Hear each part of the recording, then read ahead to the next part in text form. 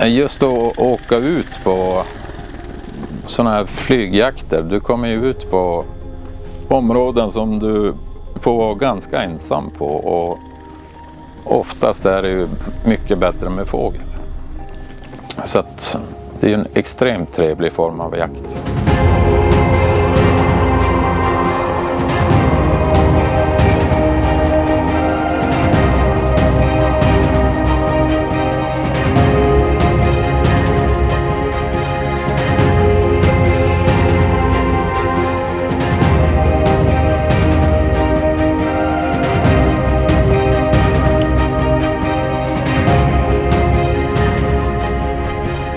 Men just frihetskänslan att vara ute så här. Du ser ingen annan människa på flera dagar. Du hör ingen annan. Du vet att du är liksom avskuren från telefonkontakt. Och det är en frihetskänsla faktiskt. Jag heter Andreas Karlsson, bor i Kiruna, Sverige. Jobbar i gruvbranschen.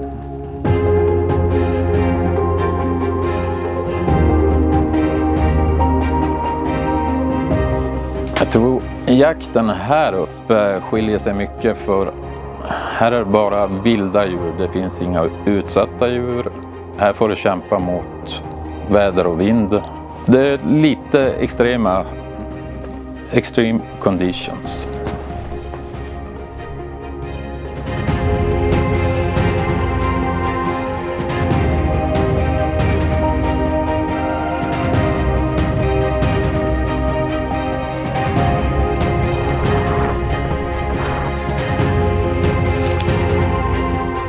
Riporna finns som dalripa och fjällripa. Fjällriporna är något mindre, håller till i högre terräng.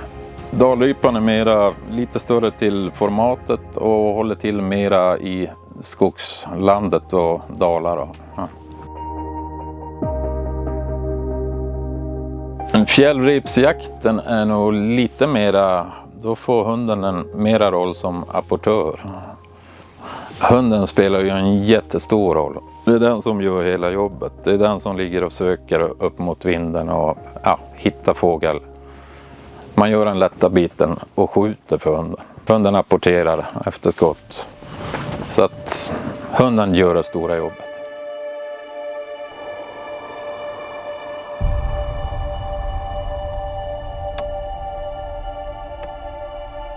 Hunden är ju som en familjemedlem. Du har ju den 365 dagar om året. Sen ingår det jättemycket träning. Mycket kondition, lydnad, apportering. Du kan hålla på med mycket spårning. Så man tränar dem hela året.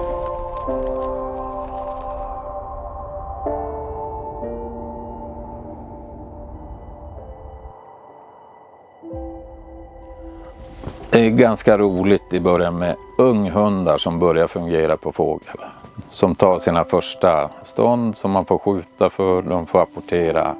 Det är riktigt roliga ögonblick.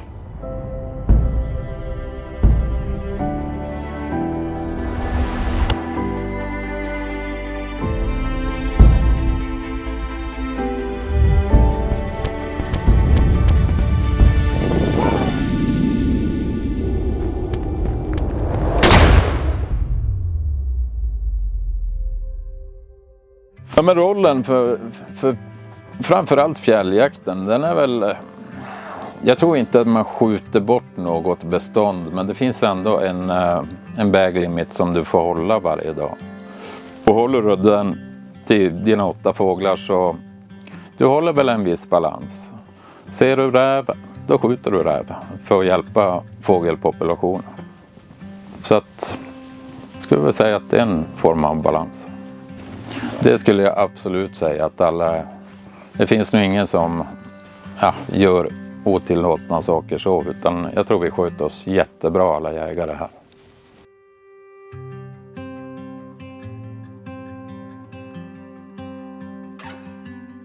Ripjakten, den kräver nog ganska bra utrustning, framförallt bra kläder.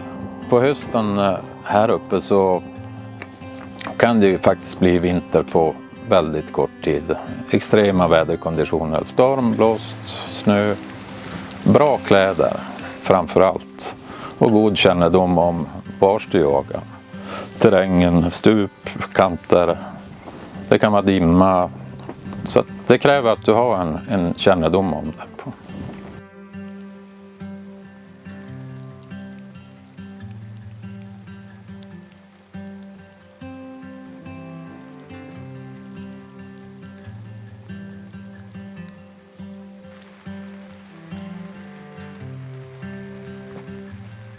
Jag personligen tycker att det är en jättebra del i jakten att skaffa mat på bordet hemma. Jag är matintresserad och tycker det är lyxmat att ha viltkött.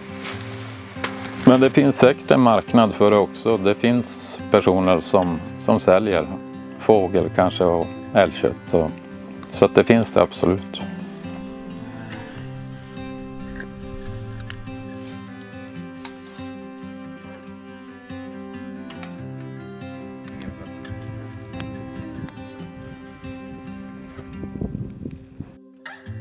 Framförallt tror jag största sakerna som folk missförstår jägare och tror att man bara skjuter för att döda. Och det är ju inte alls det handlar om. Utan man ska hålla en naturlig balans i viltstammar. Så att det skulle jag tro är ett stort misstag som många tror.